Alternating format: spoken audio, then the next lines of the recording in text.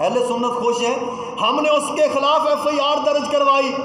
ہم الحمدللہ پڑھ کے پریس کانفرنس کرتے ہیں کہ الحمدللہ گستاخ صحابہ کے اوپر پریس کانفرنس کے اندر ہم کہتے ہیں کہ FIR درج ہوگی، اور وہ جگہ جگہ پورے پاکستان کے اندر جلسے کرتا پھرتا ہے، اور وہ جلسے کر کے ہر جگہ پر کہتا ہے الحمدللہ مجھ پر FIR درج ہوگی ہے، اب میں پکا مولائی ہو گیا ہوں، یعنی اب میں مستند تبرہ باز ہو گیا ہوں، صحابہ کے اوپر تبرہ کرنے کا مجھے تمغہ یہ مل گیا ہوا ہے کہ میرے اوپر FIR درج ہو رہی ہے۔ کہنے کا مطلب یہ ہے کہ FIR درج ہونے کے باوجود پورے ملک کے اندر وہ دندناتا پھر رہا ہے، خطاب کرتا پھر رہا ہے، تقریریں کرتا پھر رہتا ہے، نہ اس کی زبان بندی ہے نہ ضلع بندی ہے، یعنی وہ ہمارا منہ چڑھا رہا ہے۔ ہم 98% اہل سنت اور اہل سنت کا یہ ملک، اور اس کے اندر ایک رافضی جو ہے وہ ہمیں منہ چڑھا رہا ہے کہ تم نے FIR درج کروا کے مجھے جو ہے وہ اور جو ہے وہ میری عزت بڑھا دی ہوئی۔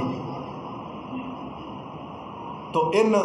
قادیانیوں کے لیے بھی قانون پاس کروایا جائے اور ان رافضیوں کے لیے بھی قانون پاس کروایا جائے۔